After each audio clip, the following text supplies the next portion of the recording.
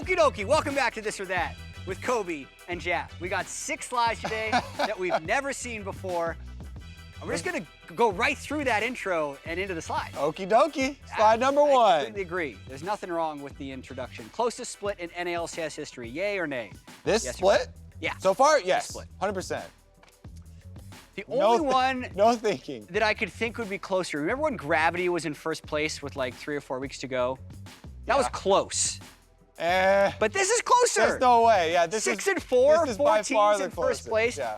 I'm willing to say through 10 games, we've never had the first place team be 6 and 4. Yeah. And that alone makes it the closest. 100%, Yeah. I think. Yes, easy. Slide number 2. Better way to predict NALCS results: years of coaching and analysis or a coin flip? Well, this one is just down to the numbers. And you guys both have sub 50% If you are sub prediction rate. 50%, that would mean the majority of the time taking a 50-50 objective chance would make it higher.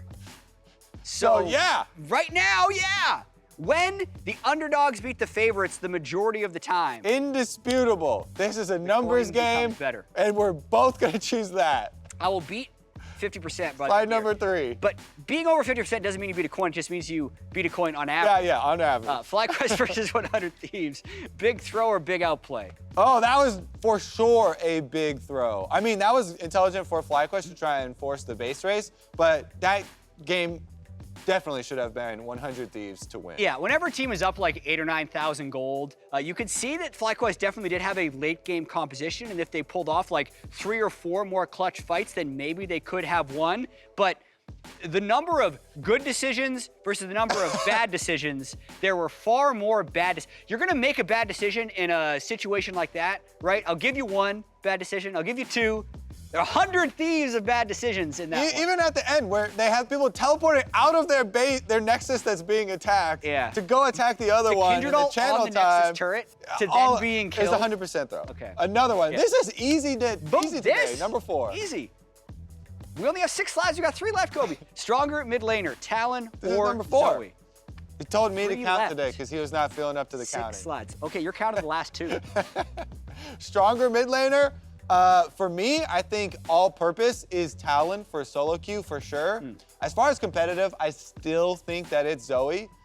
Easier because in the mid game, the way to win with Zoe is just easier for competitive. You're looking for these picks with the bubble, and a pick can mean an entire objective at that stage of the game. But for solo queue, Talon, you can take over the game so easily, maybe a little bit less easily without Smite now because of the changes on 8.14. I think Talon is what, 4-0 in the North American LCS? But Zoe's like 95% presence and usually banned her first pick, so I think the perception is clearly Zoe favored in that instance.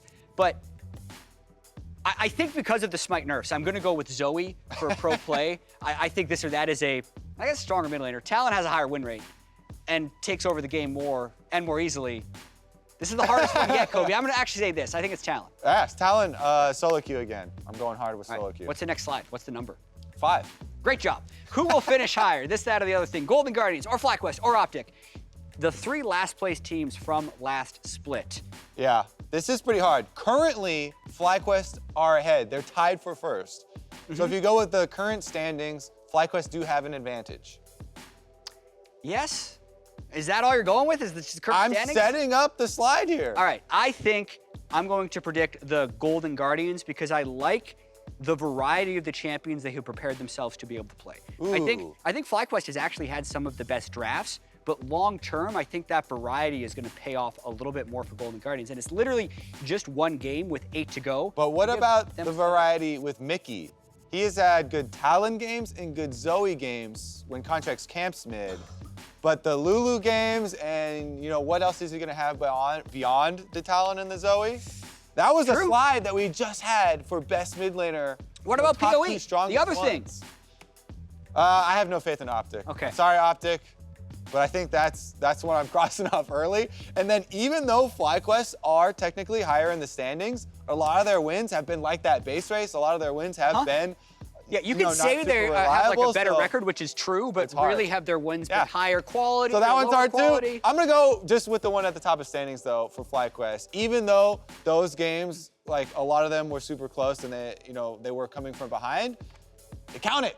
Yeah. Win counts. I'm going with this. What's the next slide? This is our last slide, Jack. Wow. Number 6. What is more free? Lyra Smites, Kobe in a suit of wacky inflatable Kobe, or double lift on It's not actually 3 answers there. Calm down. Or is more. You're convoluting the slide. Well, Lyra Smites. You're talking about like smiting against Lyra. Did you see the Reddit post about Lyra Smites? Yes. It was one of the best Reddit posts I've ever seen. It was well researched. Because he looked up every smite fight Lyra had ever been in. He's in a streak of bad luck. I had the perception that Lyra was just a terrible smiter. Well, it proves it. This split, he said he was 1 for 6 as far as the smite fights have gone for what he deemed 50-50, which was his own judgment going back and looking at these ones. Double lift, they have not won a game where he was on a mage though. But they've only done it twice. Free. I think that Lyra Smites are more free just based off this split. I'm arbitrarily saying the timeline is this split, and it feels like he doesn't have the spell. They have been tragically It's what bad. it feels like. Even if in the past he's been good, I think Double Lift eventually will be able to win with mages. I've seen him do it.